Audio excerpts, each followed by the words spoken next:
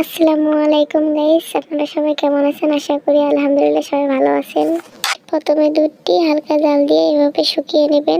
ভালো করে নেড়ে ছেড়ে 1 চামচ সোডা দিয়ে মাখিয়ে নিতে হবে। পরে দুধটি 4 ভাগের 1 ভাগ ময়দা দিয়ে নিতে হবে।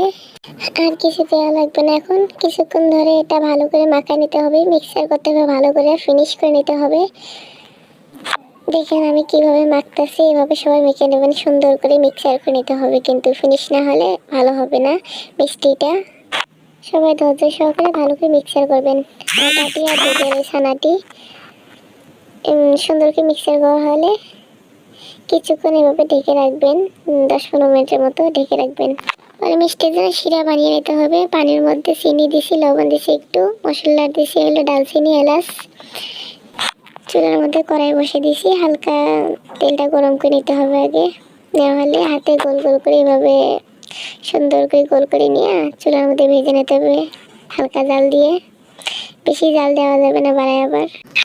আমি একজন নতুন ইউটিউবার, যদি আমার কোথাও ভুল ত্রুটি হয়ে থাকে তাহলে ক্ষমা দৃষ্টিতে দেখবেন এবং চ্যানেলটা সাবস্ক্রাইব করে সবাই আমার পাশে থাকবেন প্লিজ।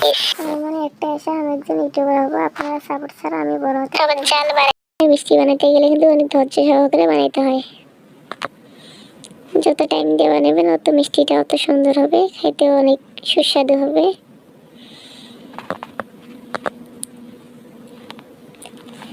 এভাবে আমি এক এক করে সবগুলো ভেজে নিলাম।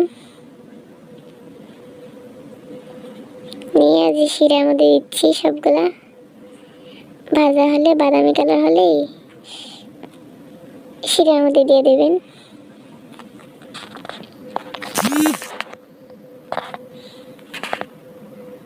দেখো কত সুন্দর হচ্ছে মিষ্টিটি, খেতে অনেক সুস্বাদু। দুধ আর ময়দা, দেখেন কত সুন্দর মিষ্টি, বাজারের থেকে ভালো খেতে সুস্বাদু।